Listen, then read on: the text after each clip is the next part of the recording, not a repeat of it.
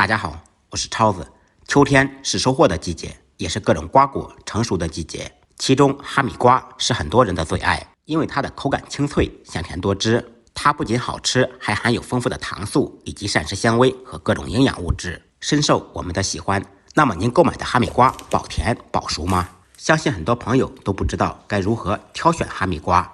今天超子就跟大家分享几个挑选哈密瓜的技巧。只要记住这几点，保证你买的哈密瓜又甜又新鲜。首先，第一点，看表皮，用手指按压表皮，按压后湿润且富有弹性，表示新鲜。反之，如果干瘪则不新鲜。尤其是瓜脐处，如果摸起来软软的、富有弹性，则证明这个瓜非常香甜。第二点，闻味道，自然成熟的哈密瓜闻上去有天然的清香，如果没有清香，表示没成熟或者不新鲜。第三点，看一下它的外表。在挑选哈密瓜的时候，先看一下它的外皮有没有伤痕或者有没有磕碰，外表有伤的就不要购买了，很容易变质。然后呢，我们再看一下哈密瓜的表皮纹路，纹路越深越密集，摸起来特别粗糙，这样的哈密瓜吃起来更加香甜。第四点，看一下哈密瓜的果脐大小，它的果脐就是连接顶花的部位。哈密瓜在自然成长之后，花朵就会逐渐枯萎，然后再慢慢脱落，果脐的范围就会逐渐的缩小。所以果脐比较小的瓜就是自然成熟的哈密瓜，不管是口感还是水分都会更好。果脐小的瓜吃起来呢就会比较甜。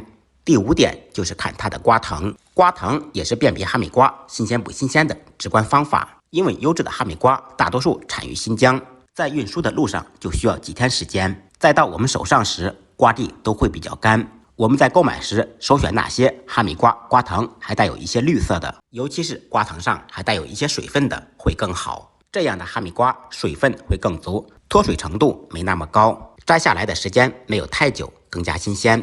当我们看到哈密瓜的瓜藤干枯或者发霉，就不要购买了，这种肯定都是采摘时间很久，营养和味道都流失了。第六种方法，也是买水果最常用的一种方法，就是掂一下它的重量。我们在购买时，把同等大小的哈密瓜分别放在手中掂一掂，比较重的哈密瓜是有足够的水分和甜味的，掂起来比较轻的就证明这种哈密瓜水分比较少，吃起来也不会太甜。